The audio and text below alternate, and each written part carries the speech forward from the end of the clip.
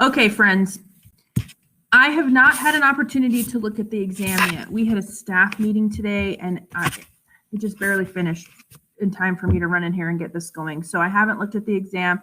Hopefully when we finish class, I'll be able to look at it and have some information for you before I go home today, but I don't know anything about it. So hopefully it was okay. But if you have any questions or concerns, just send me a message and I'll take a look at the test later. One other thing. For your learning activity today, I need you, during the break, to get a blank piece of computer paper. It doesn't have to be white, it could really be any color, but you're going to make something that looks like this, where you're going to do some folding. You'll have a little pamphlet here, because you're going to compare and contrast the differences between high electrolyte values and low electrolyte values, or high fluid volumes and low fluid volumes. So this is an easy reference sheet for you when it comes time to study for the exam. So we only have one more exam for our class and then the final. I can't believe it. That's so crazy to me. Now, I'm going to be straight up with you. This tends to be the most difficult exam. I know it's kind of poor that it's saved until the last, but it's a lot of intense material. Yeah, no, don't go buy some. Heavens no. Just get a piece of paper that you can keep track of. I'm not going to be, super judgmental about your paper, but if you have whatever you have on hand will be fine. But it might be nice to have some festive colors to color in that you can kind of code information as you make this sheet. Yeah, no need to panic. Don't go buy something. Anywho, so this test can be a little more daunting because of the information that's covered. However, because of that, I give you a clarification document that kind of helps to direct where you should focus and study and things like that. So instead of just the test blueprint, which kind of tells you which objectives will be covered, I give you I don't like to call it a study guide. It's a clarification document, but you will get that to kind of help prepare for this last exam. So there you go. All right, so let's get going. Fluid and electrolytes. Here we go. Okay, so let's talk about the fluids that we have within our body, right? So we have, what are some of the primary functions of the body fluids that we have? Why do we care? What do we worry about? People are typing. Oh, just kidding. She stopped typing. Amy, that was so rude. Come back, come back. Yeah, it does help to maintain pH. It does help with transport of things. Right? It helps to maintain blood pressure. It helps, it's like a solvent, so it helps to dissolve things. So the fluids that we have in our body are pretty important. And they can be found in different compartments. So we have intracellular fluid, which is about 40% of our body weight, right? And so that is going to be the fluid that's found inside of the cells. And then we have extracellular fluid, which is about 20% of our body weight, and it is comprised of two different types of fluid. So we have what's known as intravascular fluid, so this would be like blood plasma, and then we have interstitial fluid. So where do we find interstitial fluid in our body?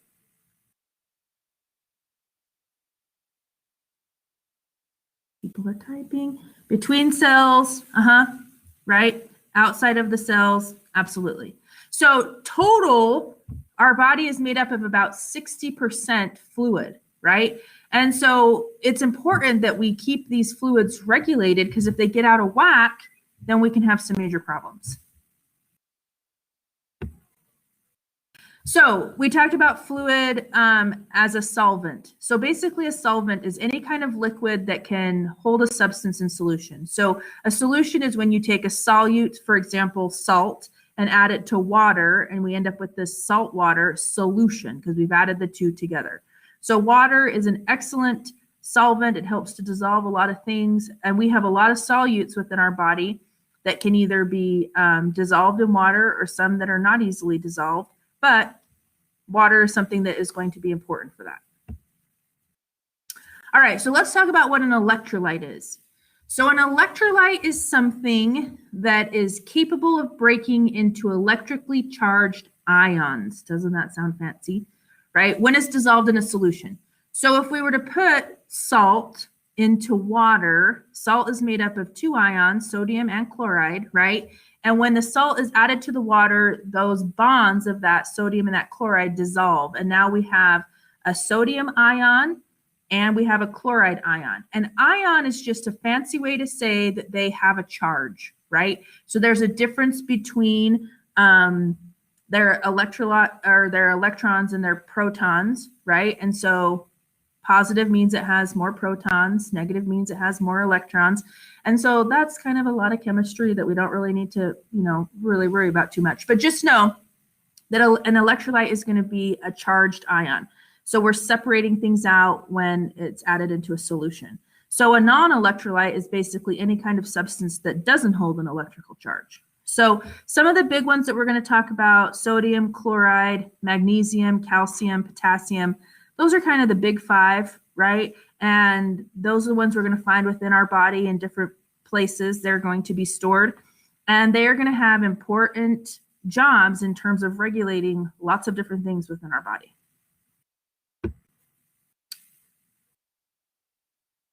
Maybe it's not coming. Slide 5 is just sleeping. Let's try again. What is slide 5? Let me see. Hold, please.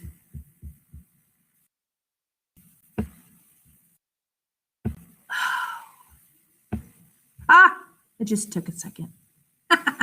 Okay, so let's talk about osmosis. So what is osmosis? What is moving when we talk about osmosis? Water, right? Osmosis is the movement of water, right? And does it have a preference of how it moves? Or does it care? Yeah, it does have a preference, right? So it's going to move to an area of less concentration to more concentration, meaning solute concentration. So if you look here at this picture, you can see here, right, that we have equal amounts of water, but are the solute amounts equal? No, there's way more solute on this side than on this side. So the water is going to move from this side over here to try to get them in a similar dilution, right? So here you can see that the solutes are all squished together. There's not a lot of spacing. We're over here, there's gobs of room, right? Those solutes are spread out. They're stretching their legs. They're having the time of their life. But water doesn't like that. It wants it to be somewhat equal. So if you come over here, you can see that the water has shifted through the semi-permeable membrane, and now they look like they're pretty equally spread out, right? And so that is basically what happens with osmosis. Spacing, or third spacing, is where basically we have water that's trapped somewhere that it shouldn't be, right? Fluid, whatever you want to call it. So one of the areas where you might see some third spacing is in the abdomen, and it's called ascites, right? So as you go to clinical, you might see patients who come in, and basically they have this distended abdomen. And what has to happen with these types of patients? Do we just wait for the fluid to go back to where it came from? Or what do we have to do? Anybody? Any ideas? It's kind of exciting what happens if you've ever had a chance to see it. Suction. So that's a good thought. It does have to be drained, right? So basically what happens is they stick a needle into the abdomen and they draw out the fluid, right? And they can pull off liters of fluid, right? And for patients who struggle with this, it will just be a matter of time before it comes back. So they've obviously got some sort of imbalance that's kind of chronic that allows for that fluid to move where it shouldn't move. But when the fluid is removed, it has to be done very carefully, because when we remove fluid, do we change that balance of solute versus water? You bet we do. And so we don't want to throw the body into a tizzy fit. So this fluid has to be removed pretty carefully. But basically, the third spacing just means that the fluid is trapped in a third compartment is what it's called. So this is what a normal abdomen should look like. And then you'll see all this fluid here shouldn't be there. And it can't go back on its own. It's going to have to be pulled off. But the term for this is called ascites. So I'm going to keep my fingers crossed that some of you get to see this in clinical. I know that sounds bad because that means the patient isn't doing well, but you're my priority. I'm advocating for you as my student. Okay. So what's diffusion? What are we moving when we talk about diffusion? Are we moving water? Let's see. Yeah, we're moving solutes, right? So osmosis is the movement of water. Diffusion is the movement of solutes. So salt, proteins, sugars, magnesium, potassium, whatever's moving, right, is some kind of solute. And so there are two different kinds of diffusion. The passive way is where molecules, again, they don't like to be all crunched up, right? You can see them that there's a lot of molecules on this side and not very many on this side. So they're going to move from an area of high concentration to low. So over time, it's going to look like it's more evenly spread out. So there's not a bunch of solutes bunched on one side. They're going to spread out and make things a little more equal. Now, does this process require energy? No, it doesn't. So I like to refer to this as, I'm hoping you've all experienced a lazy river. When you plop your body into the lazy river, whether you're on a tube or it's just your body and you're just letting the river carry you, right? That's like passive diffusion. You're not having to put forth any energy, right? The water's just carrying you around. You're enjoying a nice sunny day. Hopefully you've applied your sunscreen and all is well with the world. Where on the opposite side, we have what's called active transport. And this is where our solutes are trying to go against the concentration gradient. So this is where you're in the middle of the lazy river and all of a sudden, you get paged that somebody needs to talk to you. And so it's going to be faster for you to go against the current so that you can get out of the lazy river. So if this is happening, your arms are pumping, your legs are moving, you're having to move people out of the way, and you're really having to expel a lot of energy to go against that natural current of the lazy river. That's what's happening here with active transport. We have solutes that instead of going this way where there's more room, they're trying to shove their way into this area of higher concentration. And so because of that, energy is needed. So ATP is the energy of the cell, right? And so if solutes need to be transported against the concentration gradient, the cell's going to have to pony up some energy, right? It's not going to come free of charge. And so, sometimes this has to happen for the cell to benefit and to stay alive, but usually we like to do things the more passive way. Okay? So you need to be able to keep straight how these move, whether you're looking at how the electrolytes move back and forth or how water moves. Either way, you need to keep it straight in your head. So figure out a way, like the sodium potassium pump. Exactly. Okay, so filtration is another way that this is where we have like a combo. So in filtration, we are moving water and solutes together. Now these solutes have to be pretty small, right? But this, we are working with pressure. So if you look here at this picture, you can see here that this is a blood vessel, right? So this is the arterial side, this is the venous side, and water pushes against the vessel from the outside. As I do this, you can't even see it. I'm doing it down below, and I'm like, they can't even see it. So water pushes on the outside of the cell, right? But then there's also some pressure from the blood that is running in the cell, right? And so that's what kind of keeps the blood vessels inflated and dilated and things like that. But if there's a change, then we can have a shift of water and solutes into the blood vessels or out of the blood vessels, depending on what's happening with the pressure. So just know with filtration, we are moving water and solutes. So now we're combining things. It's getting a little more crazy. So this is just a chart that goes over the process, what it's called, what's moving, and how it's moving. So high concentration, so like this, the diffusion is moving, right, from a high concentration of solute to a low concentration of solute. So you got to be able to keep this all straight in your head.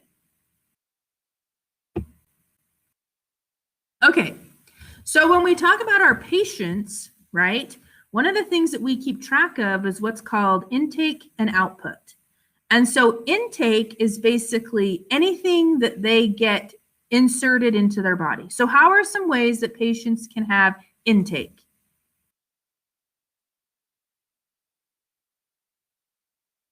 People are typing. So IV is a big one, right? So if we are giving, 1,000 milliliter, bag of NS, that's 1,000 milliliters that we have to account for in their intake, right? What they take orally.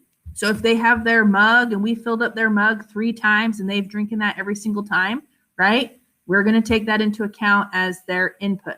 And then some foods, right? So maybe they had some soup, or maybe they had juice, or maybe they had soda or coffee. It doesn't just have to be water and IV fluids. We're going to take anything as intake that they would take in.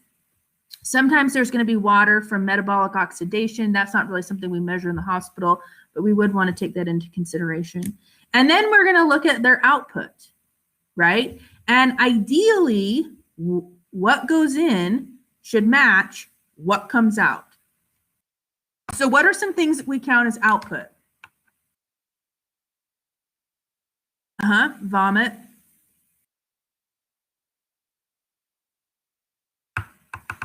Urine, absolutely. Stool. What kind of stool are we more concerned about in terms of fluid balance? Yeah, diarrhea, right? So if they're putting out liquid stool, that's really going to affect their fluid balance. And then when we breathe, we put off some fluid, right? So our lungs, it's called insensible water loss. So let's say that I am breathing quickly, is that going to increase my insensible water loss or decrease it? What do you think? So if dang it, the dumb lights. Okay. All right. So if I'm averaging, So if I'm averaging 300 mLs, just with my regular breathing, 300 mLs of insensible water loss, but all of a sudden I start hyperventilating, does my insensible water loss amount go up or down?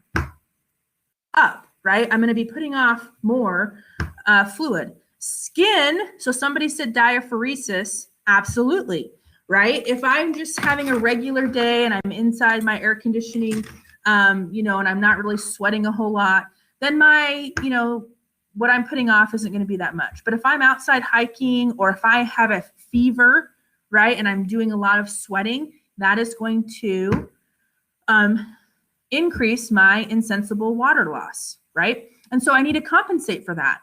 If you have a patient who has a fever and they are sweating, we need to give them more fluids to compensate for what they're losing, right? Somebody mentioned a drain. Absolutely. If they have a JP drain or a hemovac or a chest tube, those are all going to be things that are going to be considered in terms of output. Now, when we talk about urine, what is a normal amount of urine that we would expect an adult person to put out every hour?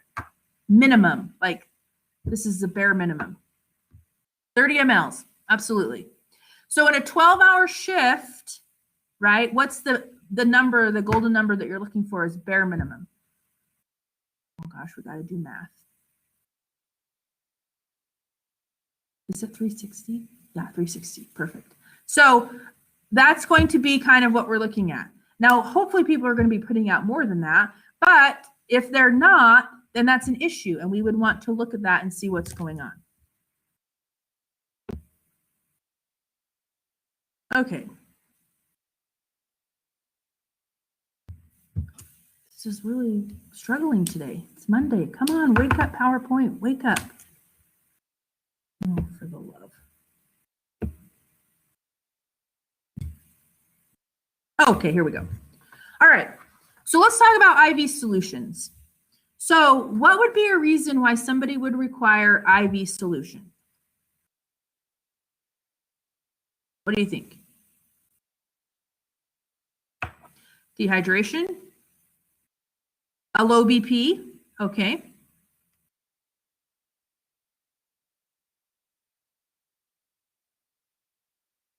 Blood loss? Yep. Sometimes if they are bleeding, we can replace fluids. Usually, I mean, if the blood loss is significant enough, we'd actually like to replace blood.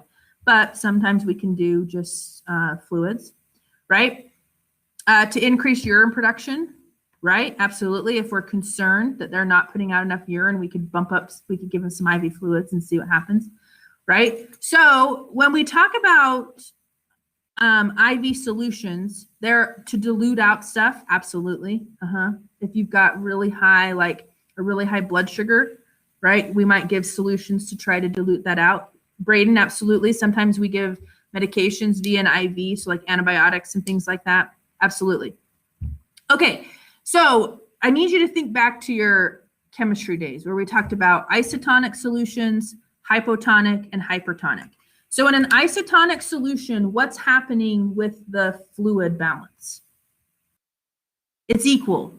Now, that's not to say that there's no movement happening, but the movement that is happening is allowing that fluid to be the same on the inside and the outside. So the concentrations are the same.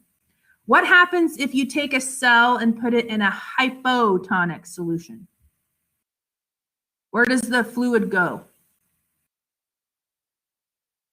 It is going to rupture. It can, right? Because it goes into the cell. So fluid moves from the external environment into the cell.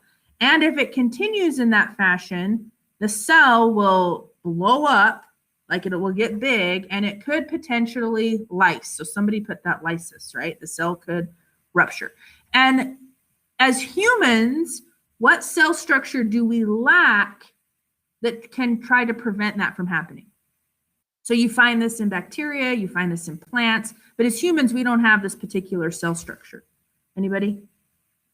Nobody? I love the bacteria. Come on, you got to know. The cell wall, absolutely. So the cell wall will kind of try to give some pushback to that, but humans don't have a cell wall. So if you place a red blood cell and put it into a hypotonic solution, it could blow up. Now, what happens if you take a human cell and put it in a hypertonic solution? Where does the water go? It leaves the cell, right? So the water goes from inside of the cell, moves to outside of the cell. And what happens to the cell? I like to call this the cornflake phenomenon, right? It kind of gets all shrivelly and crunched up, and it kind of prunes up, right? It shrivels up. And, you know, depending on how long the cell sits in that situation will determine the outcome for the cell, right? Sometimes we can save it, sometimes we can't. And so this is not good for the cells. So let's talk about some IV solutions. So if you've ever had a patient or seen a patient who's getting normal saline is the percentage that we talk about is 0.9% basically salt in that solution, right? And so isotonic, meaning what's happening with the fluid? Are we shifting a bunch of fluid? Yeah, equal movement. We're not doing a huge shift here, right? So this is nice to, you know, give some extra fluid. If someone's a little bit dry, we're going to give NS, right, to help just kind of bolster what fluids they do have. A lactated ringer. What's the difference between a lactated ringer and NS?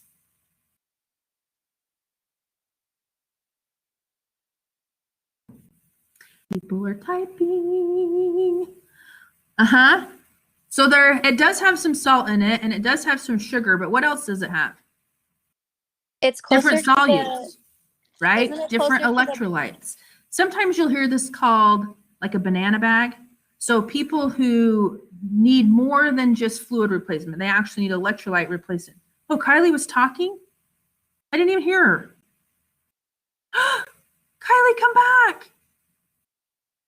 I didn't hear it. Try again. Sorry, I'm on my phone, so I can't type. I was just gonna say, isn't lactated ringer like closer to the body's natural I can't hear what pH? she's saying. Oh, It's okay. hold on. I'm special. Okay, go again, Kylie. Now I'm ready. I'm ready. Go, go, go. Do it again. Now I don't want to say anything. Yes, I can hear it now. Sorry, I was muted. I don't know why. Go ahead. Tell me what you were going to say. I was just saying, isn't lactated ringer closer to the body's normal pH?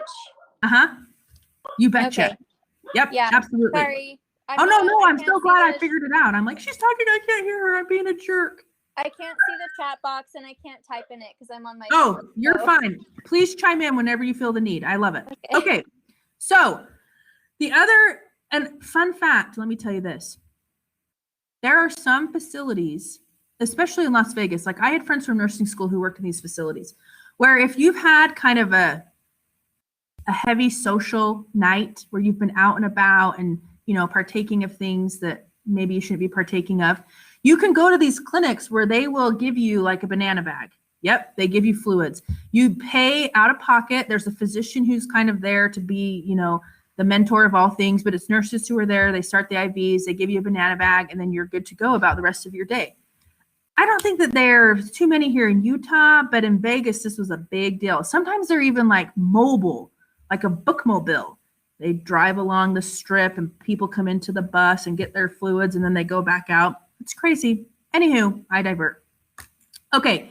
Plasma light is given in major trauma when we just have to give, you know, we are giving all of the things all at once to help with the trauma. Okay, so hypotonic solutions. So this is where we're going to pull water out of the cells, right? So this is where we give half NS or a quarter NS, right? So we're not giving the full salt amount. And so if you look here, right, this is going to mean that this concentration of solute is less. And so the water is going to move out of the cell. Oh, I'm sorry. It's going to move into the cell and it's going to get big. So this is where if we have to push fluid from the extracellular space into the intercellular space, we would give a quarter NS, half NS, those sorts of things. Now, hypertonic solutions. Okay, so this is another fun fact. It's monitored pretty closely, and you'd have to give a lot of this fluid for that to happen. There is a risk, but the cells are usually kind of in this state, the shriveled up state, and so they need a little bit of plumping, and so you're going to stop before things get a little bit too crazy. But another fun fact, tap water is considered a hypotonic solution.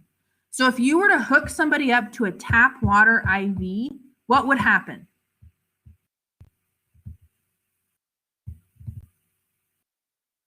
What do you think? Not edema, because the water is going from extracellular into the cells. So the cells would actually burst and the patient would die. So if you gave somebody tap water through an IV, you could kill them. If any of you try this, I'm going to deny, but I'm just saying this is what happens. Okay. So the goal of a hypotonic solution is to move water into the cells.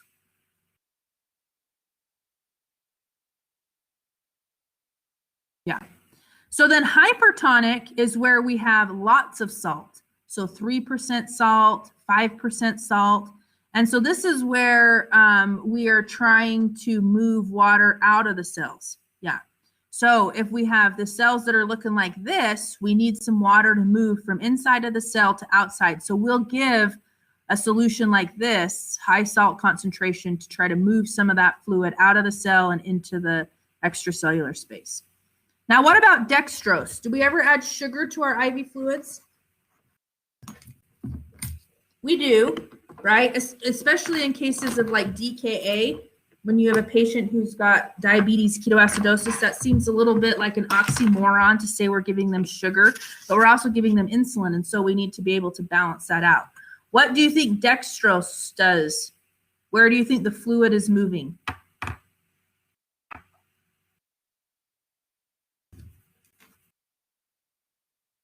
What just happened? So with dextrose, where do you think the fluid is going? Into the cells or out of the cells? Did this whole thing freeze up? Can you guys still hear me? Is everything okay? So if we have a high concentration out here, where does the water go? It's going to go out of the cells. Yep. Okay. Excellent work. Hopefully we're okay. That was kind of weird. It gave like a little weird thing. All right. So this is just basically where you're going to just kind of see what different, bags of fluids are. You don't have to necessarily memorize this, but like this is sodium. So we have equal parts of sodium and chloride, and that's pretty much it. The lactated ringer, we've got a little bit of potassium, a little less chloride. We've got some calcium. We've got some lactate, right? So just different things there. Just for you to see, just a reference, but you don't need to know that. Okay, so let's talk about the kidneys. Our kidneys are pretty dang important when it comes to fluid regulation and electrolyte regulation. So if your patient has crappy kidneys, this is going to be a hot mess for them, right? So our kidneys are designed to respond to different chemicals to either retain fluids or to release fluids, right? And so depending on what's going on in the body, the kidneys are the ones that kind of direct how that's going to work. They also have the responsibility to clean things up, right? So they get rid of metabolic waste, they get rid of toxic substances, and then they also help to control the overall body pH by regulating the amount of hydrogen ions that we would find in the extracellular fluid. So they're pretty important, right? This is why if your kidneys go kaput, you end up having dialysis because you cannot live without the work that they do. So there are some hormones that are involved with fluid regulation. So ADH is one of them. So ADH stands for anti-diuretic hormone. So what is a diuretic? If I was to give a patient a diuretic drug, what is that going to make them do? Pee, right? So if this hormone is anti-diuretic, what does this do? It's going to keep the fluid, absolutely. So this ADH will be released when fluid needs to be retained. So it's actually secreted from the pituitary gland, and it uses pressure sensors to know kind of what's happening. And so if, a person is dehydrated, if their blood pressure is a little bit low, different kinds of things, the ADH will be released from the pituitary gland and give a signal to the kidneys to say, whoa, whoa, whoa, we're holding on to fluid. We're not going to pee as much, because we need to retain what little we have. So in this situation, what does the urine look like when it does come out? Is it this nice straw-colored, in abundance kind of urine? It's dark, concentrated. Yep. Does it have a different smell?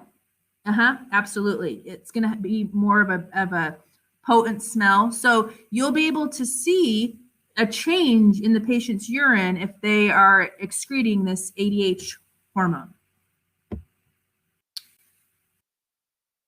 Okay. Think back to your pathophysiology days with the RAS system. Do you guys remember RAS? Renin, angiotensin, aldosterone, right? So all of these components here are part of like a chain of command, right? And so they each have their own responsibility. And renin is responsible to convert angiotensinogen to angiotensin 2. And angiotensin 2 kind of goes up to the nephrons in the kidneys and say, hey, I need you to hold on to salt. And when we hold on to salt, we also hold on to water. Those often go hand in hand, right? And then the aldosterone is over mingling in the distal tubules, and it's saying, hey, I also need you to hold on to some sodium. And when we hold on to sodium, we also hold on to water. But this takes it one extra step and it says, I need you to push out some potassium too, right? So when this RAS system kicks into gear, what's going on with the person's overall fluid? Are they low or are they high? What do you think?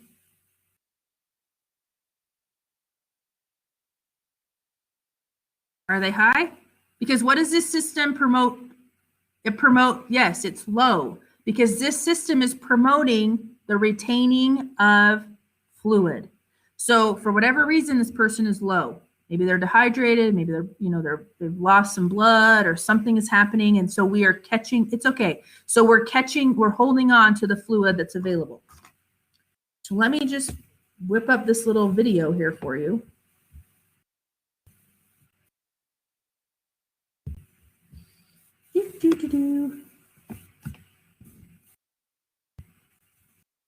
Okay, so let's see here.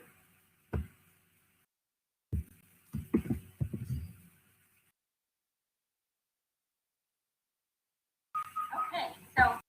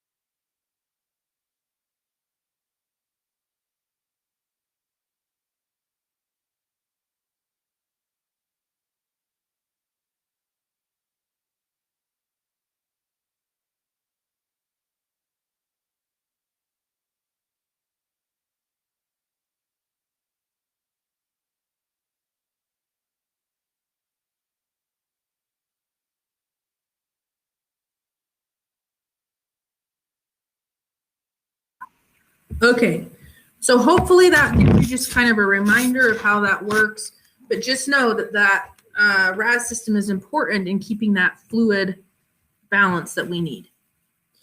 Okay, so again, this is a pictorial of what was just discussed. When we have a drop of blood pressure or a drop of fluid volume or a drop of sodium, right, then these organs are all going to work together. They're going to release their specific hormones and they're going to retain water, basically. Okay. So that being said, the kidneys are the most important organ in terms of regulating fluid and electrolytes. However, the kidneys do have some pretty important helpers. So the cardiovascular system. So its job is to, the heart's job is to pump efficiently to circulate fluid to the kidneys, specifically blood to the kidneys, so that the kidneys have the pressure that they need in order to filter the water that goes through them for, those wastes to be excreted. So if you have a crappy cardiovascular system, does that affect your kidneys?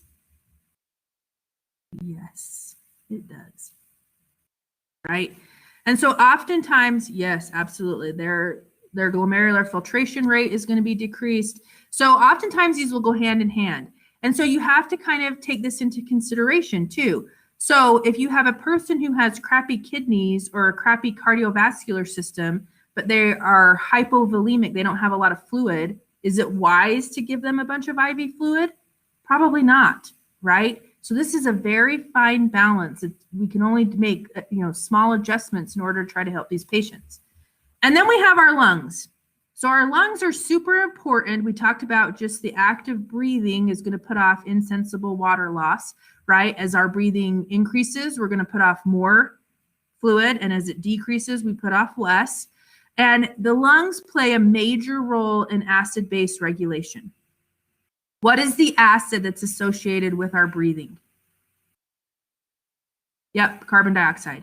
So if our body is too acidic, right, our lungs are going to recognize that, and we're going to start breathing faster to try to blow off some CO2 to try to combat that high acidity in the body. Or if we're too basic in the body, our breathing will slow down and become more shallow so that we can hold on to some of that carbon dioxide. So they're pretty important in regulating acid-base balance. All right, parathyroid.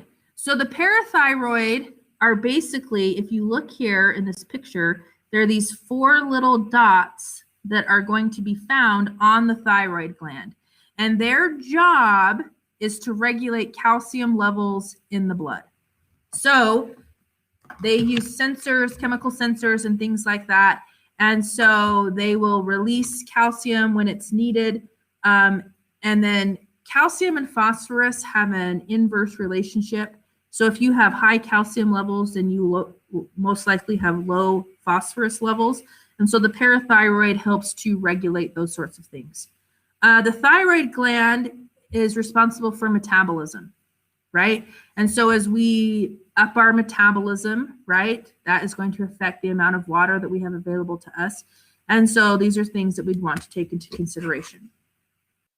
So if you have somebody, let's say they've had a thyroidectomy, do the parathyroid glands go with the thyroid if they take it out? Most likely, yes, right? So if you have a patient who doesn't have a thyroid, they're going to take medications to replace the thyroid hormones, but they also will have to monitor their calcium levels as well because they've lost that parathyroid gland that's responsible for monitoring those. All right, then let's talk about the GI tract. You know, it's one of my faves, right? So the GI tract starts at your mouth and goes all the way down to your anus, right? And so as the food moves through, where is the water absorbed?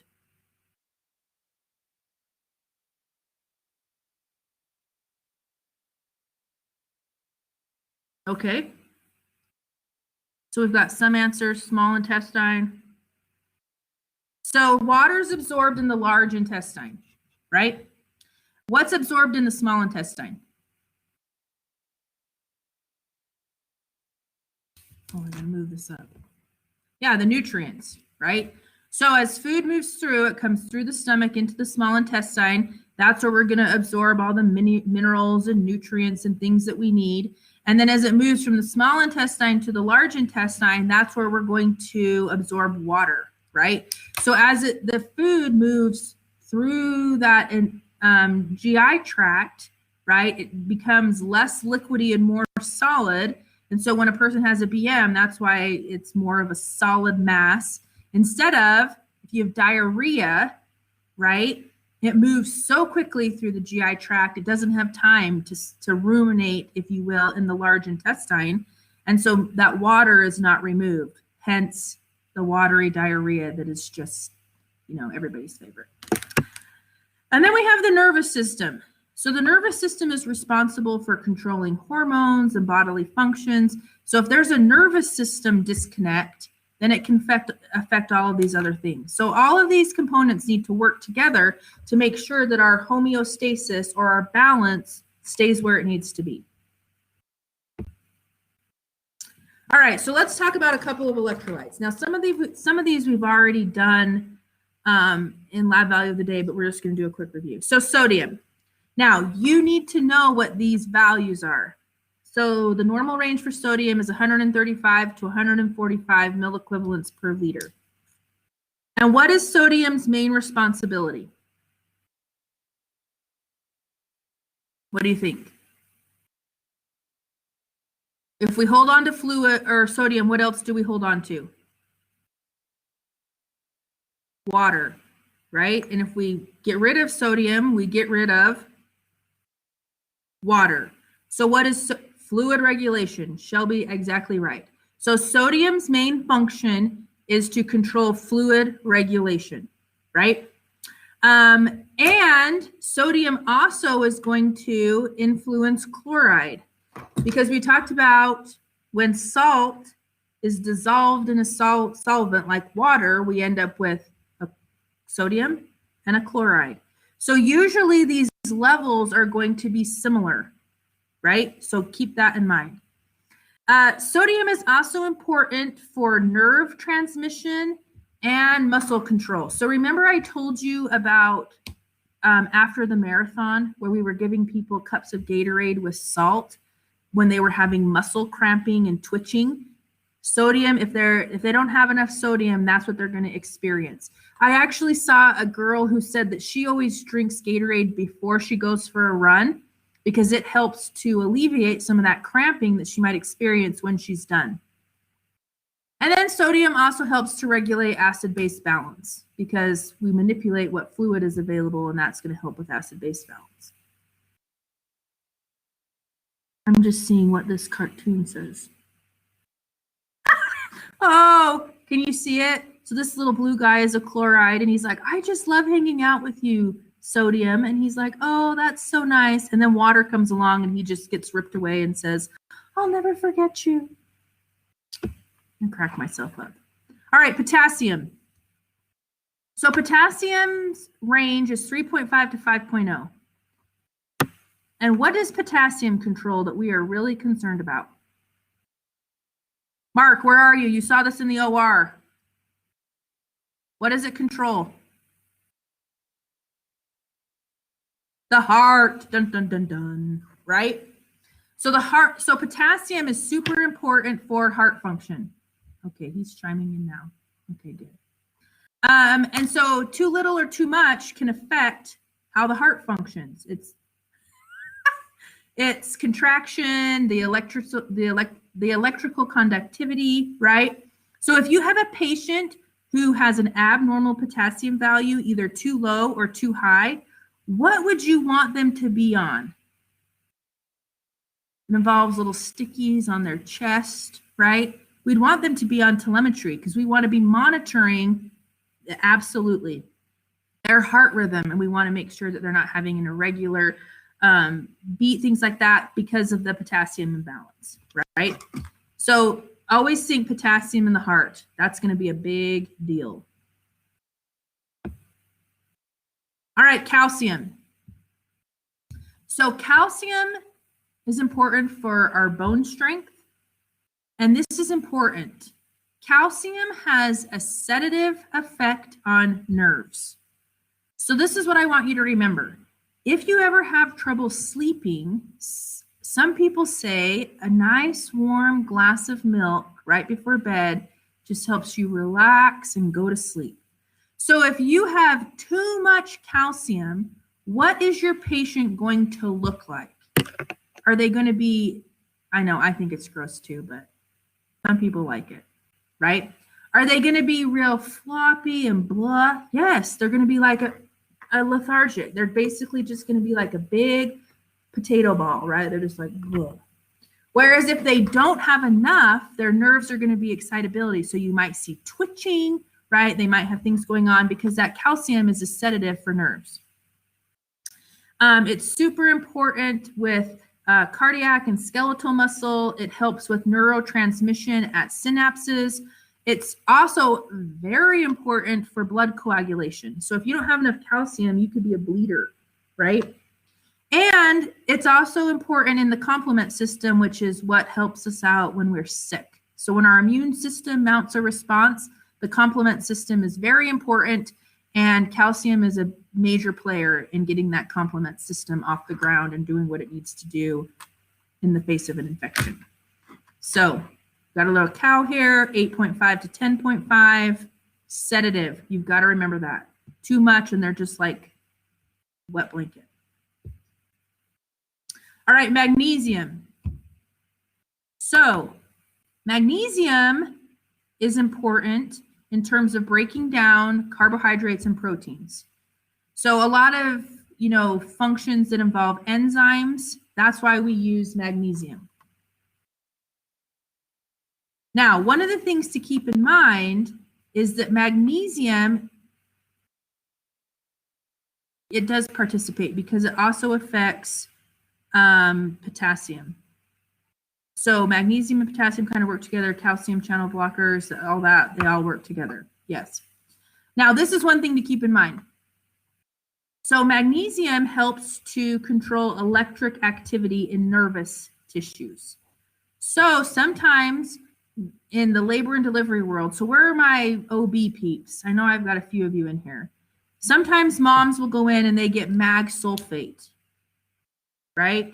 Mag sulfate does what in terms of preterm labor? Does anybody know? People are typing. It does reduce the risk. It delays. So if a mom is like, starting preterm labor, then they can give mag sulfate. But then what does it put them at risk for? They have to have precautions because if they're increasing electrical activity, they become at risk for seizures. Megan's got it. Absolutely. So that's something to keep in mind. They have to be very carefully monitored. They will have to take precautions like they'll pad the bed rails and they'll have like a bite block there. And they're going to make sure that that mom doesn't end up having a seizure. It also affects peripheral vasodilation. So that's something to keep in mind as well. 1.3 to 2.1 milliequivalents per liter. So we don't need a ton of it, but it does have an important role. All right, phosphate. So this is the one that I told you where calcium and phosphorus have this opposite relationship, right? So if your calcium levels are high, your phosphorus levels are low. Where if your phosphorus levels are high, then your calcium levels are going to be low. So phosphorus is important in bones and teeth, major component there. They help to maintain the cell membrane, which is super important, right? They are also kind of an accomplice or an important part in energy transfer. So if a cell is having to pony up some ATP to have some sort of reaction happen, phosphorus is going to be there to help to smooth over that transmission. They're kind of like the guy in the parking lot waiting to pass off the goods, right? They're super important as a urinary buffer. And again, they have that reciprocal relationship with calcium. All right, chloride. I cracked myself up. This is a salt. Sodium's dragging chloride around. Okay, so again, chloride is going to act in conjunction with sodium in order to maintain pressure, maintain fluid. I know I cracked myself right up, right? And so that's going to be important. And they are also, this is interesting to note. So if you think about your stomach is filled with gastric acid, right? And hydrochloric acid to be specific.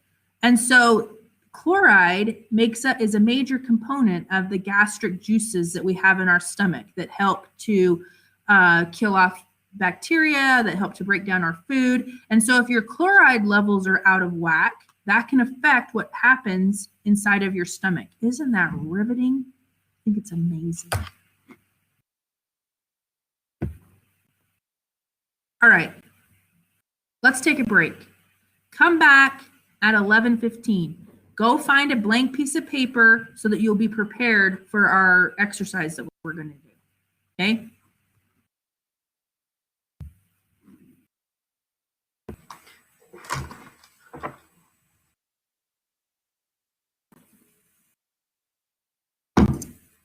All right, welcome back. Hopefully you had a chance to grab your paper before we get going. Okay, so when we assess a patient for fluid and electrolyte imbalances, obviously the first thing we're going to do is eyes and nose, right?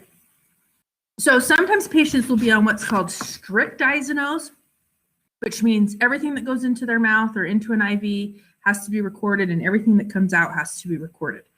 And that's just something that you will collect as you care for that patient.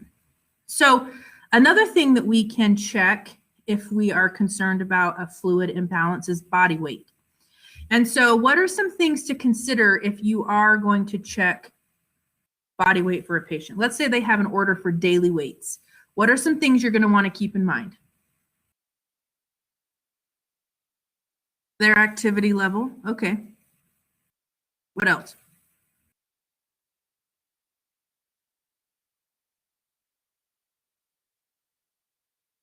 To take it at the same time every day. Perfect. What about utilizing the same scale? Right? Is it going to be accurate if you do like a bed scale versus a scale that they stand on? Probably not. I mean, if they can stand, that would be fab, right? What about clothing? Right? If we measure one day and all they have on is their hospital gown, and the next day we measure and they're in like a full-on sweatsuit, right? That could be a difference in the weight.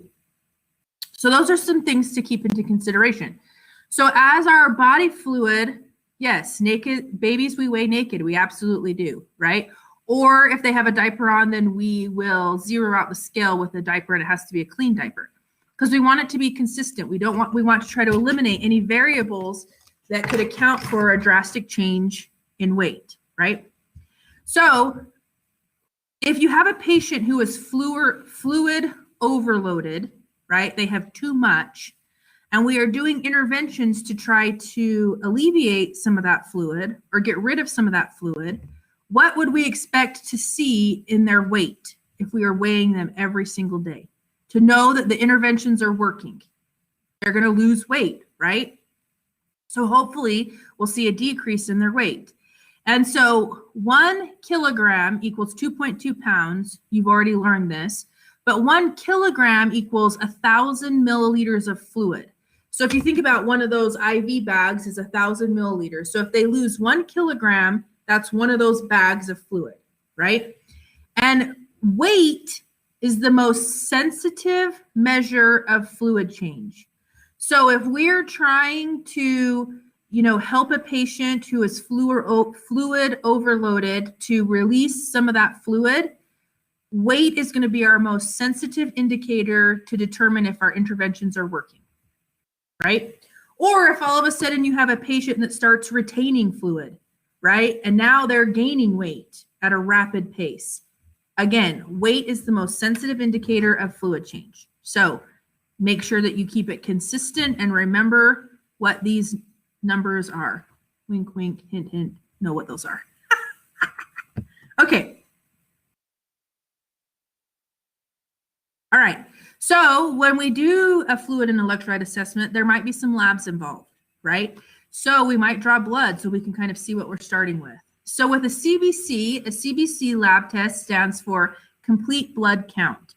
And when we look at the complete blood count, we're looking at white blood cells. What do white blood cells tell us? Infection, right? If there's an infection.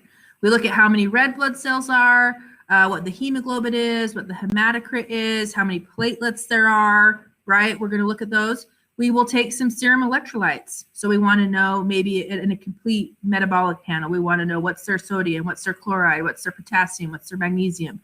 We want to know what all those electrolytes are. And then we want to look at their urine, right? So the higher the urine specific gravity, what does that mean? The higher the number means the more solutes that there are. So what's happening with that patient in terms of hydration? No, not these values. You don't need to know what those are. But this one you should already know, that they are dehydrated, right? So more solutes equals less water, and so they're dehydrated. So keep that in mind. So if they do a CBC with differential, then they were going to break down the concentration of white blood cells. So there are 5, right? And maybe you learned the saying, never let monkeys eat bananas. That's what this means. So don't think I'm just crazy and just threw this random monkey with a banana up there. But that's basically the concentration of these particular white blood cells in our system. So they are known as granulocytes. So you can see here that they have these little granules that you can actually see under the microscopes. So these 3 are the granulocytes, and then these 2 are agranulocytes because they don't have them. But neutrophils are we have the highest percentage of neutrophils, and they're the first to respond to an infection. Then come lymphocytes, then monocytes, then eosinophils, and then basophils are last. So just know that's just so if you ever see this, you'll kind of have an idea of what's being talked about. All right, so this is where I need you to get out your piece of paper. So I'm hoping that you'll be able to take your piece of paper and fold it in half, hot dog way. So the long way, fold it in half. And then you're going to fold it on top of itself, and then one more time. So hopefully when you're all done and you open up your piece of paper, on the front side, you will be able to see 8 boxes that you have folded. Hot dog, hamburger, hamburger, absolutely. So hot dog, right? And then a hamburger, and then another hamburger. Now, the idea for this is that you will, so I don't know if I can get this close enough for you to see.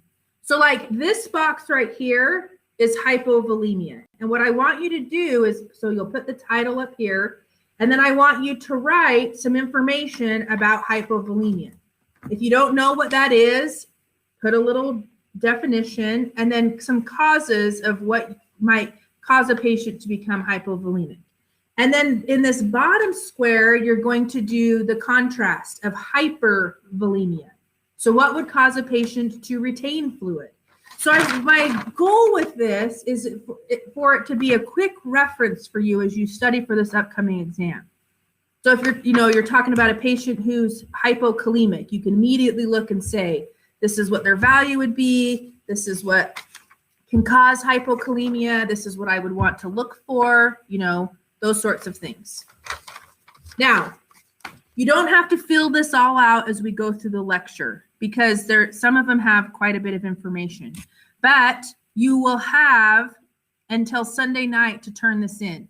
So feel free. I feel like this is like a weird piece. So feel free to take some time. You can come back and look at the lecture to fill it in. If you can fill some stuff in now while we're talking, fabulous. But don't panic if we move on because you'll have some time to be able to fill it out. Use colors if that's helpful for you. You'll basically just take a picture of it and upload it into Canvas so that you can keep this as a study guide for you as you prepare for the test. All right, is everybody with me? We're ready to rock. You've done your hot dog, hamburger, and we're ready to go. All right, let's do it. All right, hypovolemia. Hypovolemia, the definition, or fluid volume deficit, those terms can be used interchangeably. Basically means that there has been a decrease or there's a deficiency in the amount of water and electrolytes in the extracellular fluid. So basically your patient is dry. So causes of this: vomiting, diarrhea, GI suctioning, excess sweating, and decreased intake. Right? So if you have a patient who has some sort of stomach bug and they are vomiting and they have diarrhea, we are concerned about hypovolemia. They don't have enough fluid, they don't have enough electrolytes, and that's what needs to be replaced. So what would we do to help this patient out? What do you think? They're going to get IV fluids, especially if they can't take things orally. So sometimes we'll see what they can do orally first, right? And you might have to do a little bit of bargaining with your patient, right? You might say, listen, you're dehydrated. We need to increase your fluids. I need you to drink your mug. If you can't drink your mug, we're going to have to put in an IV because you need to get those fluids in. So you can kind of give them an option and say, if you can drink from your mug, awesome, right? We'll do that first. But if for whatever reason they are unable to drink from their mug, then we're going to have to take an additional route. I'll tell that to the parents of my babies, right? When babies are sick, they don't want to eat, and their homeostasis gets out of whack way faster than an adult patient. So I'll tell the parents, do everything you can to get them to eat, because if they're not going to eat, we're going to have to put an IV in, right? Okay, so that's your first box. Now, this is what your patient's going to look like.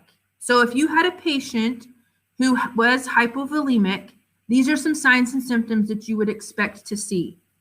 So their weight, they're going to lose weight, right? So if they're not drinking, if they're vomiting, if they've got diarrhea, their weight is going to go down. Skin turgor. How do we test skin turgor? Do you remember? Yeah. Yeah, so for each box, you want to put in what causes it and some symptoms that you would expect to see. So you could do all of your causes in one color, interventions in another color, signs and symptoms in another color. So if you see orange, you know that's immediately signs and symptoms associated with that particular disorder. Does that make sense, Amy? Or if you just want to listen for right now and kind of go back and, wrap your brain around it and figure out a way to organize your sheet, that's fine too. Okay, so with the turgor, that's right. We're going to do a pinch, right? If it's a younger person, you can do it on the back of the hand. If it's an older person, it's usually up here by the clavicle. And we don't want there to be tenting, right? We don't want that pinch to stay up. We want it to fall back into place. If you have a patient who has a fluid volume deficit, what is their pee going to look like? And how much are they going to have? Yeah, they're going to have not very much out. It's going to be dark, right? What's going to happen to their vital signs? So what happens to their blood pressure if we have low volume? It's going to be low, right? What happens to their pulse?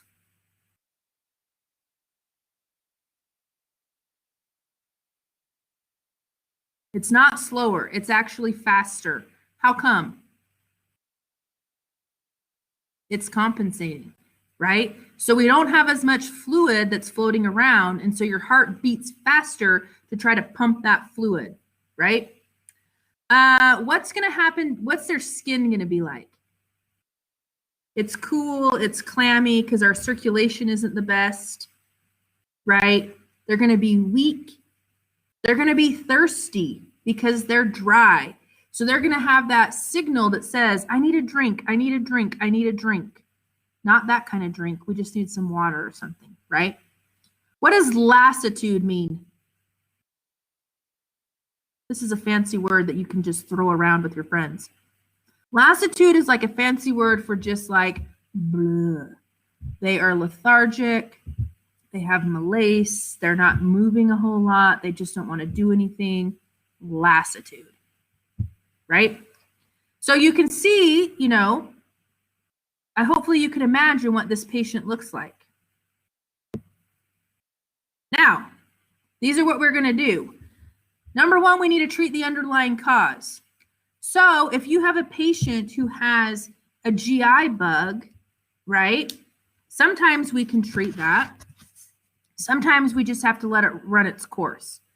But what if you have a patient who's become dehydrated because they're getting chemotherapy? Are we going to stop the chemotherapy? Probably not. We can give them drugs to help with the vomiting so that they don't end up in a dehydrated state, right? We're going to replace the fluids. Like I said before, if they can drink, awesome, get them to drink. And do we care what they drink? Does it matter? Yeah, I mean, water is obviously the preference, but if I have a kiddo who will only, drink apple juice, I'm going to say, okay, drink the apple juice, right? Or a popsicle or a milkshake or something to replace those fluids, right? And yeah, so those are things. So maybe it's contraindicated for them to have whatever they want. That would be something to consider, right? And so if they can't take anything in orally, we're going to give them an IV, and we're going to go ahead and replace those fluids for them. So let's do this. What kind of IV fluid are they going to get? So if they're low in the extracellular space, where do we want to, what kind of fluid will they get? So hypertonic will draw it from the cells, so that might work, right? Or they're going to get NS. We just need to provide bulk, right? So isotonic, we're just going to fill them up. So if this is the patient, right, we're going to monitor their eyes and nose. We're going to take daily weights, because as we do these interventions, what should start happening with their weight? It's sometimes they get LR. Yeah, it just depends, right? As we do these interventions, their weight should start to go up. Their vital signs will normalize. And we're going to look at lab values, and we're going to see that those electrolytes are in a better range than they were to start with. Okay? So that's fluid volume deficit. So now let's talk about the flip side. We have too much. So this is called hypervolemia, or fluid volume excess. So this means that we have extra fluid in the extracellular area because we are either retaining sodium, which in turn means we are retaining water. So some causes of this: heart failure. So how does heart failure create extra fluid? It can back up, absolutely, right? Right-sided heart failure means that it's going to back up in the periphery. No, those, you should know both of those terms.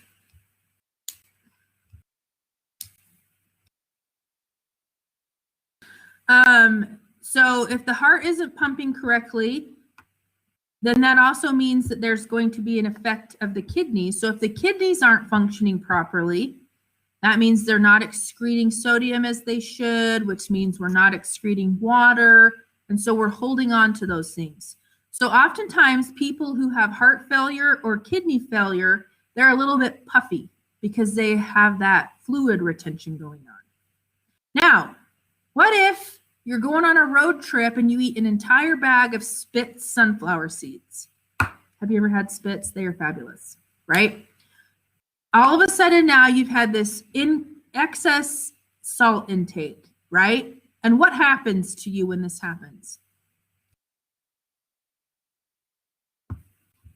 You're not moving, you're eating the Spitz, you're driving forever, and you end up becoming the puff marshmallow man. Absolutely. You're retaining water, you're thirsty, cankles, absolutely, right? You have edema because when we have excess salt, we hold on to water, and so we get that puffy, right? Or sometimes we can overload with IV fluids, right? So if you have a patient who does have heart failure or does have kidney failure, you really need to monitor those IV fluids because they cannot handle a whole bunch, right? Because that will put them over the edge. So this is what you're going to see. They're going to be edematous, right? They're going to be puffy. They might have distended neck veins. You might hear crackles in their lungs because they have extra fluid in their lungs. And so you're going to hear that crackly sound. Why are they tachycardic? What do you think?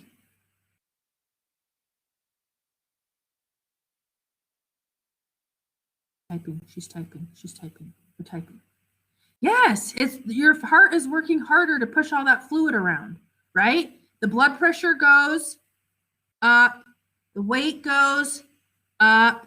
They might be peeing like a racehorse, right? All of a sudden, they're just like, I'm going to the bathroom all the time because your body's trying to compensate and say, we got to get rid of some of this fluid, right? Why do they have shortness of breath and wheezing?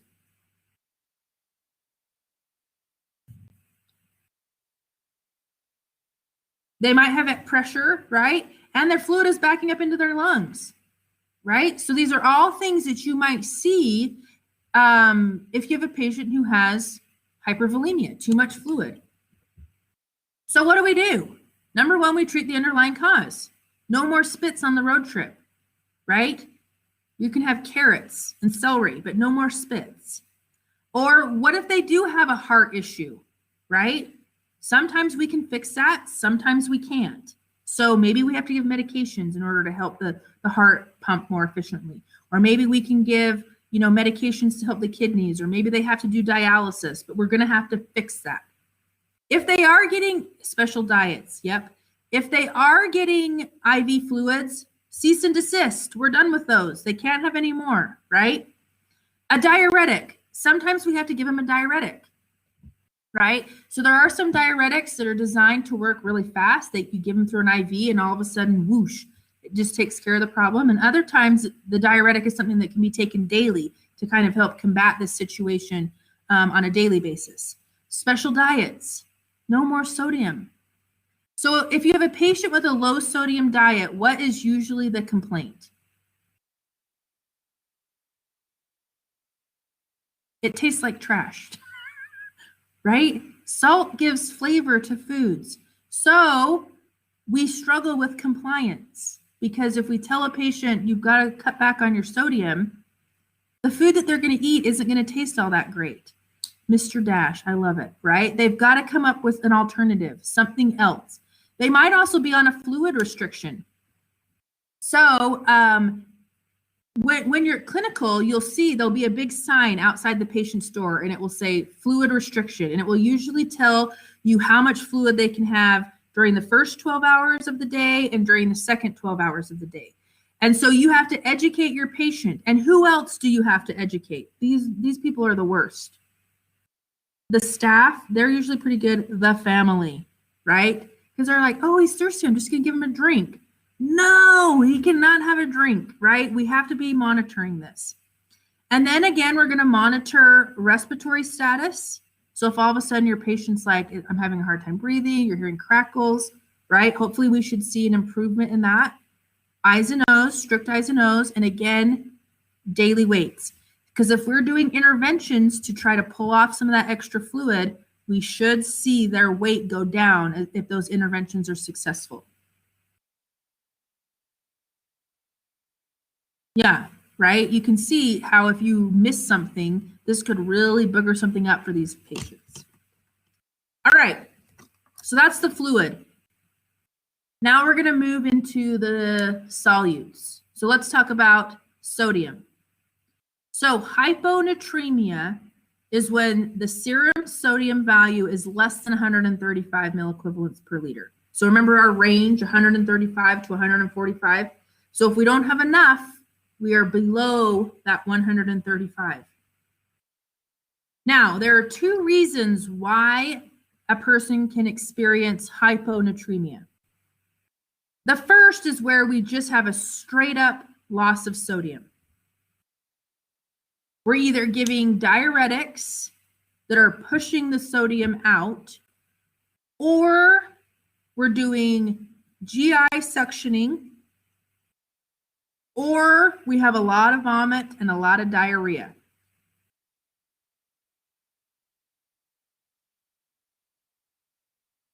The other type of hyponatremia is called dilutional hyponatremia. So this is where, let's say we have 25 pieces of sodium and we have 100 milliliters of water. What's the ratio of sodium to water? Anybody? I tried to make that 25 sodiums, 100 waters. What's the ratio? Please don't die on me now. Okay, good, 1 to 4, right? But then if I change I leave the sodium at 25 and I now make the water 200, now what's my ratio? 1 to 8, right? So if I add more water, it seems like the amount of sodium, even though my sodium didn't change, has gone down, right? So that's what happens in dilutional hyponatremia. So if we have a renal disease, right? If we're holding on to fluid, we have excess fluid, that's going to make our sodium level seem low, even though it really might not be. What's SIADH? Does anybody know? What is ADH? Do you remember that one? The antidiuretic hormone. Okay. So what's SIADH? What happens with the urine? They retain urine like crazy, right? It's a syndrome. And so if they're retaining urine, they're retaining fluids, they are going to end up diluting out the sodium that they do have. Now, what about hyperglycemia? So why do you think if we have hyperglycemia, it's going to cause dilutional hyponatremia? So if we've got too much sugar, is our body going to try to compensate for all that sugar? You betcha, right? We're going to be drinking a lot. We're going to be peeing a lot. And so it might seem like our sodium is low, but it's just because we have extra water to try to dilute out that sugar. If we use a lot of tap water, so if we irrigate an NG tube with water, or we can do tap water enemas, right? If you have a person who's just loving the tap water enema and they're using lots of them, that can cause them to have hyponatremia. Or if we don't pick the right IV fluid. So maybe they needed, just regular strength NS, and we, went with half NS. There's not enough, right? That could be a reason why. So let's see, what is our patient going to look like? So this is what causes low sodium, right? GI suctioning, vomiting, diarrhea. We've cleared out the GI tract, so there's nothing there. The diuretics, we're not taking in enough, which, let's be honest, in America, is that really a struggle? Not so much, right? In other countries, yes, they might have a struggle. Oh my gosh, hold on.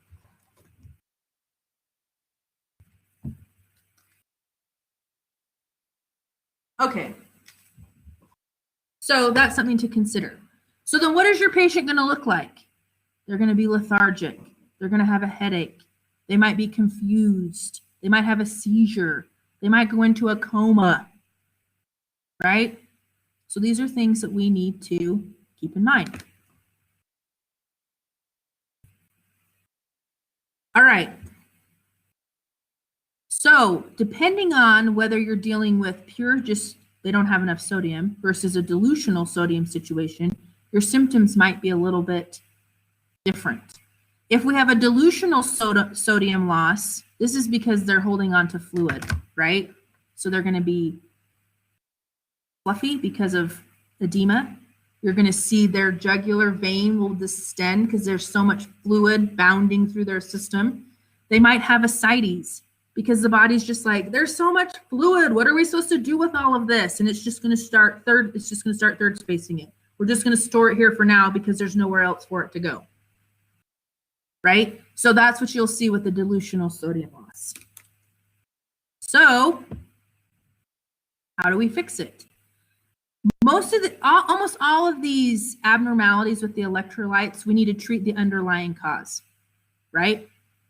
So if you have a patient that's producing way too much ADH, we've got to figure out what's going on with their pituitary gland and go in and see if we can't fix it, right? Or if you have a patient who's using these tap water enemas up the wazoo, literally and figuratively, we've got to go in and do some education and say, stop doing that, right?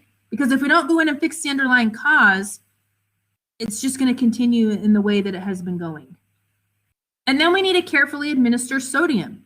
So we're not just going to hand them like a salt lick and be like, go to town, like, you know, see what you can do, because they could swing the other way. So we've got to make sure that we are careful when we give them sodium, either orally, through an NG tube, through their IV.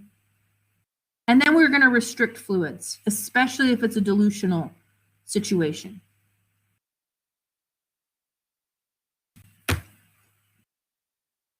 Okay, flip side. Ooh, 5 coffee enemas a day. She uses coffee as her fluid?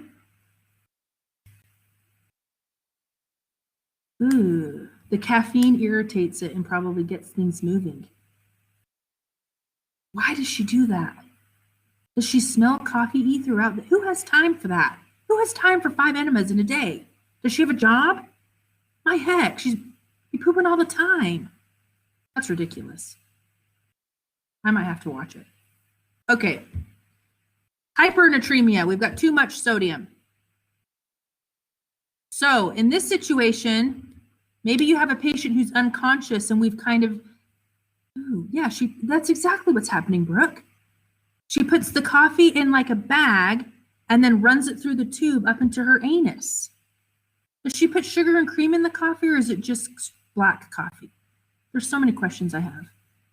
You shouldn't have told me that, Mark. Now I'm just going to run through my brain all over the place. Like, does she use half and half cream? I mean, what the heck? Ooh, I'm going to look it up. I'll report back. I don't know. I'm not a coffee person. I don't know how this works. Does she use iced coffee? I mean, what's happening? Yes, it would be more potent. Absolutely. Those membranes in that anal area are super thin. I wonder what I wonder if she gets super jittery. Oh my gosh, I have so many questions. I'm gonna have to ask Jody, because she's my go-to with these sorts of street things, because I kind of am naive in that area. I'll ask her about it. Okay, so too much sodium. Here we go. Street things. So if you have too much, this could be because we're not giving enough fluids, right? So if you have an unconscious patient, if you're not paying attention to what's going on with their output, then intake, then they can they've got too much sodium. If we're giving hypertonic enteral feeding, so whatever formula they're getting into their feeding tube has a lot of salt, and we're not diluting that out with water, right? So sometimes when that happens, they'll run a bag of formula and a bag of water to try to keep that diluted out. Watery diarrhea, because the salt doesn't come out and the water does, and then we end up with too much salt. Or if we have water loss, like due to burns, or if you have a patient that's like hyperventilating and their insensible water loss is going through the roof, right? We're going to have excess sodium. Or diabetes insipidus. So with diabetes insipidus, what kinds of symptoms do these patients have?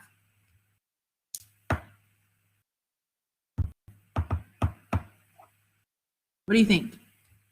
They pee a lot, right? Is it related to diabetes mellitus? They have excess thirst too because they're trying to dilute out. It's not related. And how do we tell the difference between the two?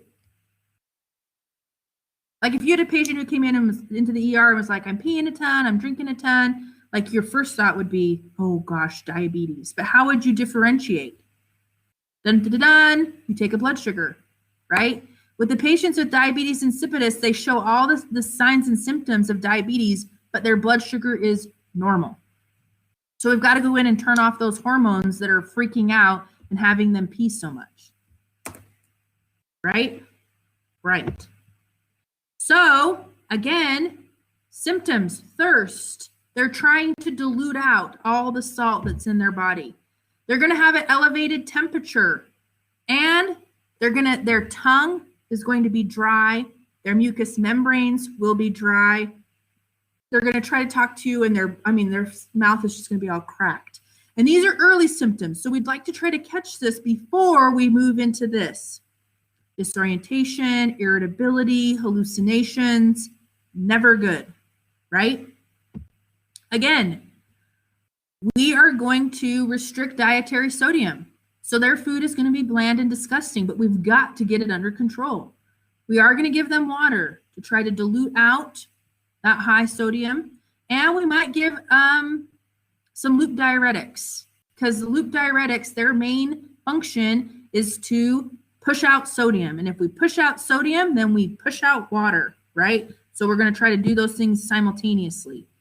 And then sometimes we can adjust sodium levels with certain types of IV fluids, right? So if we have high serum sodium levels, so that means the sodium is in the extracellular fluid. If we give a hypotonic solution, where are we going to push the sodium? Where's it going? It's going to move from the extracellular fluid into the cells, right? So we can get a little bit tricky there with our osmolalities and try to push it into the cells. Okay. Oh, this is a bad picture to pause on, but we're going to pause. Okay, so let's take a lunch break. So come back at 12. Let's do, see, look at this. This is a terrible segue into that. Oh, gosh. Okay, let's come back at 12:45. So get yourself some lunch. If you have time for a quick coffee enema, report back on how it went, Mark. And then, but 12:45, yeah, I always can eat. Like, I can talk about all poop all day long, but I never have a problem. It's fine. You'll get that way too. All right, we'll come back at 12:45 and we'll finish this bad boy up. Okay.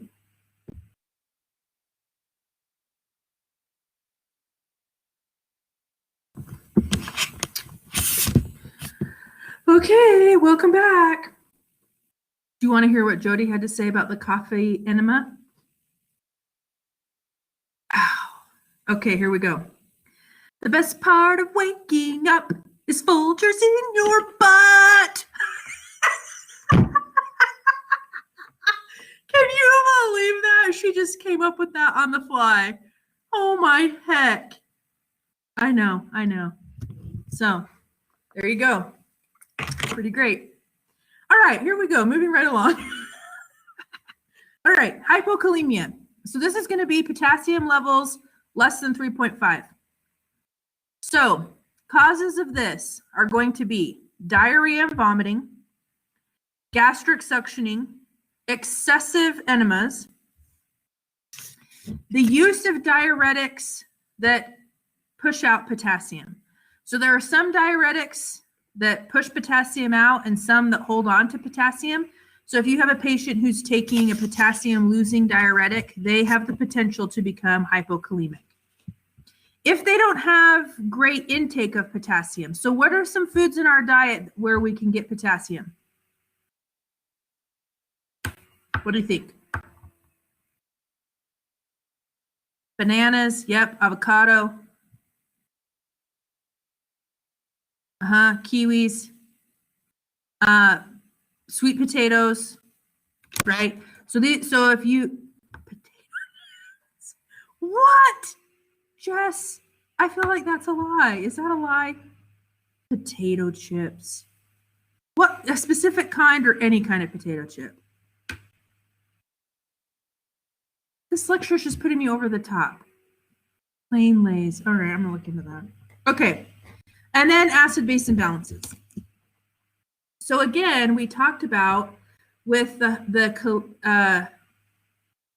hypokalemia. This is what you're going to notice in your patient. They're going to be tired. They might be experiencing the nausea and vomiting. They're going to have potential cardiac dysrhythmias. They might have paresthesia. So that's kind of like if you've sat on your foot for a while and then you get up and the blood rushes back and it gets kind of tingly. That's what that is. So they can have numbness and tingling. Decreased bowel motility. So because potassium helps with muscle contraction and stuff like that, if you don't have enough, your bowel could shut down. And then, of course, possible death, which is always exciting, right? So again, we need to correct any underlying condition, right? If they're not getting adequate potassium in their diet, let's fix that. If they are having vomiting and diarrhea, let's fix that.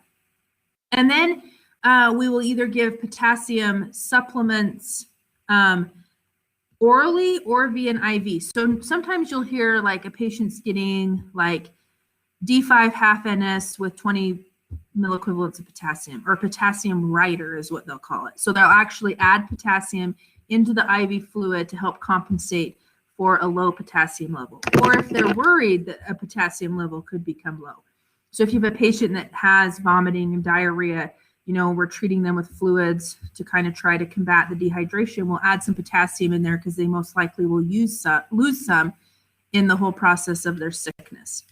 So again, if we can implement them in the diet, fabulous, right? But sometimes that's not enough. And so we'll have to take extreme measures and do it through their IV.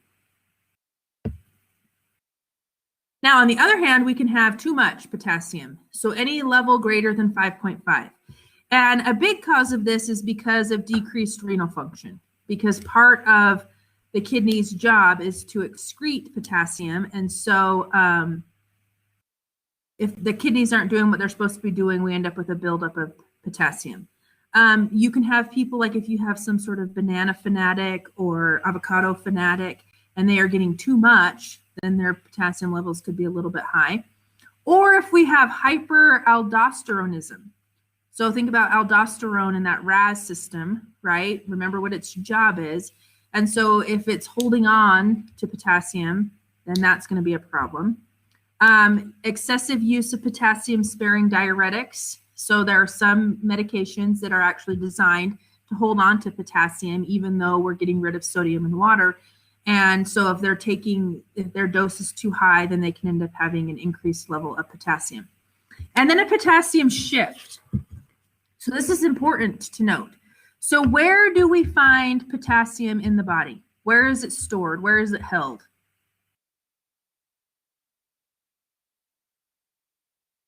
You're typing. Yeah, it's in the cell, right? So if we have a situation where there is damage to the cell, so like in a burn, in diabetic ketoacidosis, in some kind of trauma, and the cell breaks open, it is going to release potassium into that extracellular fluid or into the serum. And so you will see a rise in the potassium level as a result of that cell trauma. And so if we can get, if we can fix that problem, then and the cells stop dying, then the potassium level should regulate itself. But do note that if there is any kind of cell damage and those cells are lysing, we're going to see an increase in potassium levels. Okay, again, this is what you'll see: muscle weakness, that flaccid paralysis. In this, instead of just generalized dysrhythmias, it's more in the ventricles, right? And then eventually they could go into cardiac arrest. So no bueno. So again, if they're getting fluids that have potassium in them, we're going to stop that. We talked about potassium is the heart electrolyte, right? So we're going to monitor their EKG, treat whatever underlying cause we can.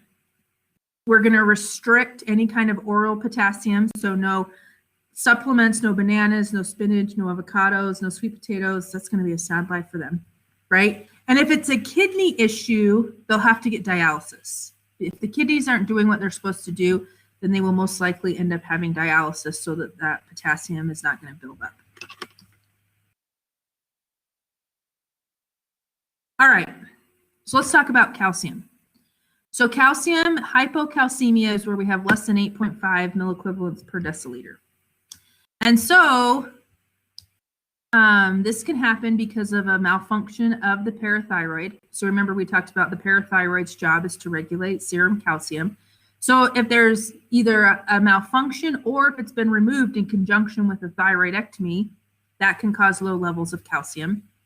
If we're not taking in enough, so if you have someone who's like lactose intolerant and they're not taking in the foods that contain calcium, they might have low calcium levels. If they don't absorb very well.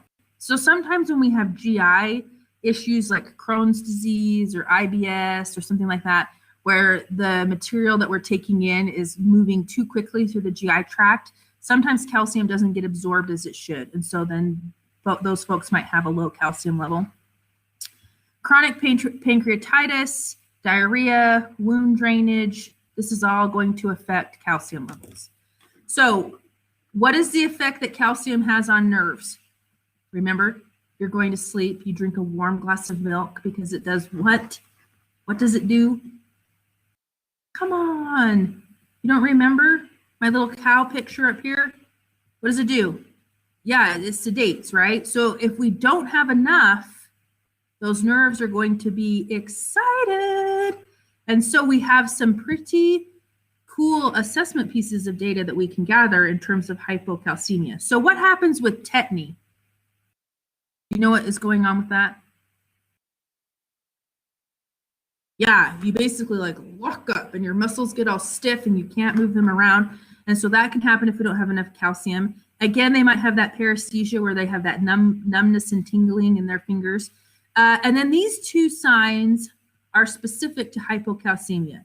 So the Trousseau sign is where you basically will put a blood pressure cuff on your patient and you will proceed to take the blood pressure. And as the arm is constricted, their fingers kind of will start to tense up and move towards the arm. So you can see in this picture here how the hand is kind of pinched like so, like this, and it's just like, right?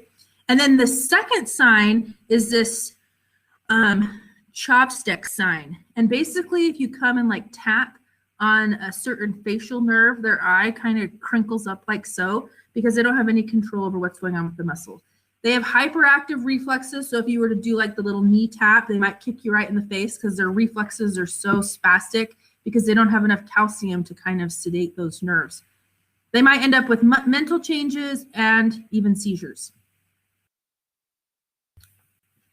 So again, we're treating the underlying cause, figuring out what's going on.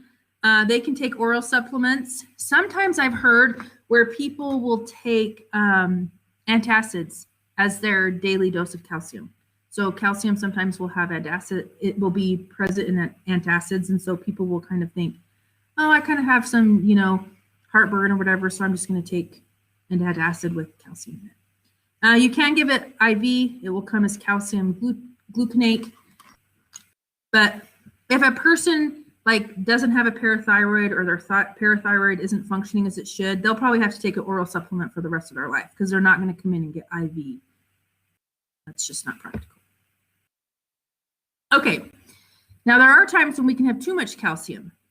So if your parathyroid goes berserko and starts producing way too much, or if there's some kind of tumor, a tumor can create overproduction, or if you have an immobile patient. So why is this the case?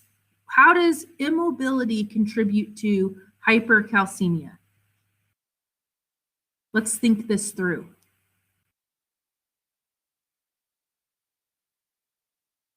We're typing.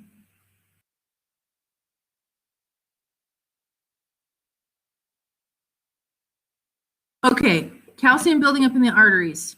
Close, but no cigar, Miss Amy. So when you are immobile, what happens to the calcium that's in your bones? It leaches out of the bones and moves into the blood.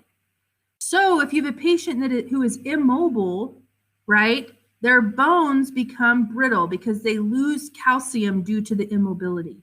And then that calcium causes a rise of the calcium in the blood, which contributes to hypercalcemia. So see how that works? Isn't that nifty? So just know if you have a patient that's immobile, we would want to do some lab work and see what their calcium levels are. And then the use of a thiazide diuretic can also cause potassium, or not potassium, but calcium to be held onto. So again, if calcium is a sedative to nerves, they're going to be floppy, uncoordinated. They have constipation because calcium helps move the bowel along. And so if they've got too much, then it's going to kind of paralyze that area. Their bones could hurt, right? Especially if it's because if they have hypercalcemia due to calcium leaching out of the bones. Fractures, not good. Kidney stones, because we've got excess calcium, they could develop a kidney stone. They might be peeing a lot and drinking a lot, and then they can even end up with some cardiac manifestations. So don't mess with the calcium, right? Don't take too much. So again, we are going to treat the underlying cause. We're going to give IV fluids or oral fluids to try to dilute the calcium. Why would we give phosphate or phosphorus? What's the relationship between calcium and phosphorus? Do you remember?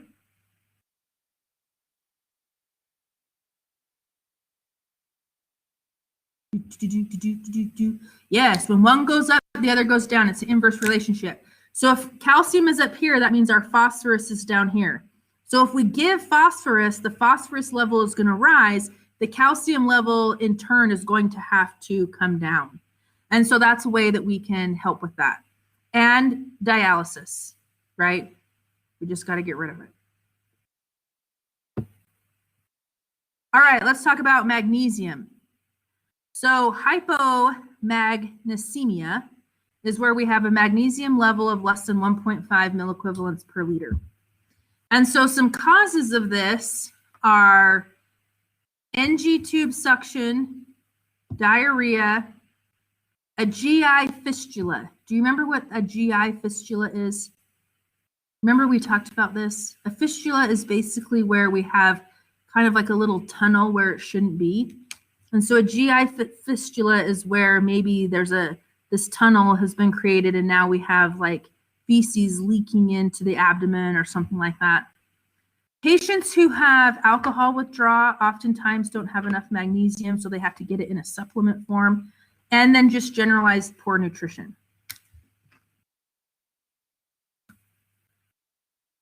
So again, because magnesium has similar signs and symptoms to calcium, you might see some of these signs that are related to hypocalcemia. So again, tetany, trisosine, jostexine, because magnesium plays a role on the vessels, right? It helps to promote dilation of blood vessels. If there's not enough, blood vessels will constrict. And sometimes that can cause painful extremities because there's not enough blood flow. And so that can be a really painful experience. Their reflexes will be a little bit hyperactive. No bueno. And so to fix it, we can give magnesium in the diet, right? Green leafy vegetables, nuts. What's a legume? That's one of my favorite words. Legume. What is that? Beans, right? So they can have beans, whole grains, peanut butter, chocolate, festive, magnesium. There's your potato chips. You could pair that with your potato chips, Jess, and get your potassium and magnesium all at once. And then seafood, right? Sometimes we might give it like an oral magnesium supplement, or if it's really bad, we'll give it IV. It is a win. Everybody wins, right? I love it. All right. So too much magnesium is hypermagnesemia. And this is where we have kidneys that are not functioning, right? Usually it's going to be as a result of diabetes ketoacidosis, or again, if we are trying to treat hypertension during pregnancy. So because magnesium helps to dilate vessels, When pregnant moms are struggling with preeclampsia or their blood pressure is too high, we can give magnesium to help to dilate those vessels and help lower the blood pressure. However, then that puts them at risk for the seizures, right? The other thing to keep in mind is that there are some antacids or laxatives that contain magnesium. So if you have somebody who's popping those on a regular basis, they can end up with too much magnesium in their system.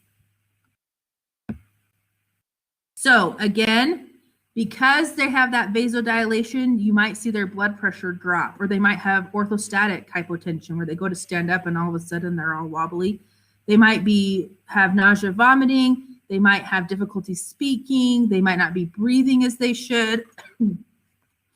So these are all signs and symptoms that you might see if somebody's magnesium levels are too high.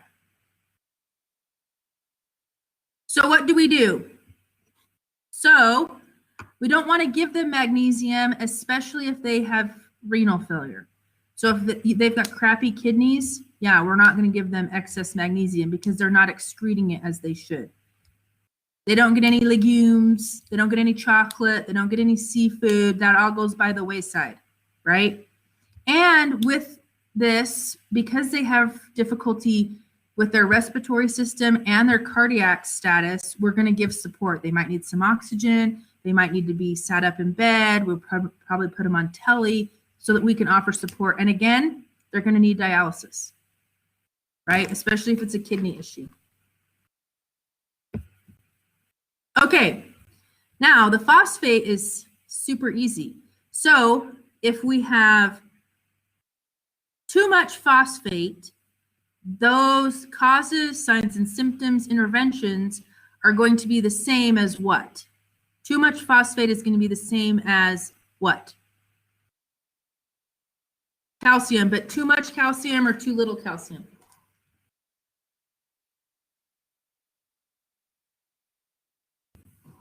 Too little, right? And then if we have low phosphate, that's going to be the same as high calcium. You got it, Mark. So when you're making your chart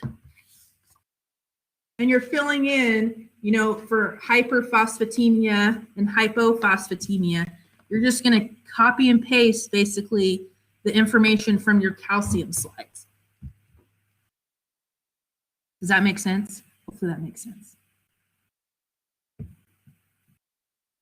And then for chloride, if you have high chloride, it's going to be similar to if you have high sodium. And if you have low chloride, it's going to be very similar to if you had low sodium. So again, that's another copy and paste situation. You complete me. Oh, little Jerry Maguire moment there. Sodium chloride, so cute. Right? So just keep that in mind as you're making your chart. We're not doing this. I'm boycotting it. Okay. So when you have your finished sheet, let me tell you how many boxes you should have.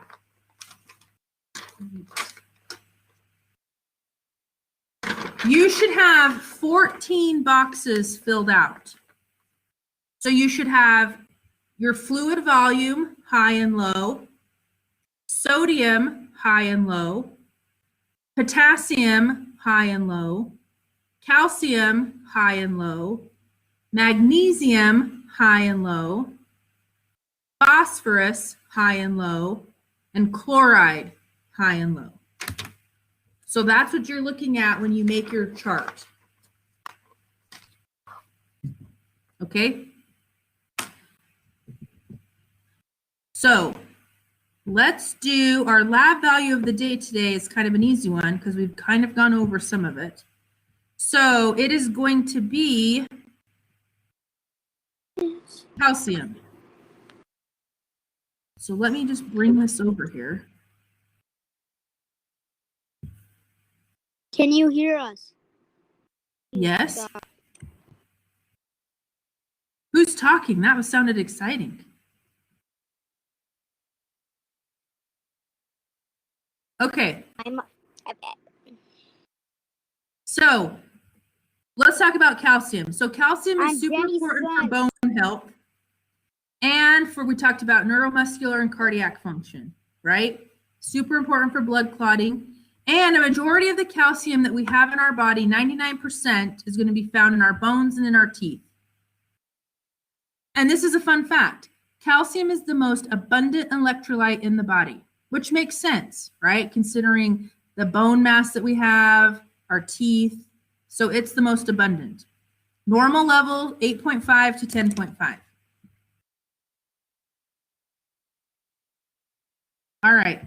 So we've kind of gone over some of this, right? In terms of the hypercalcemia. This is just a review. Okay, now this is kind of interesting. Why does this say excessive amounts of vitamin D? So what's the relationship between calcium and vitamin D?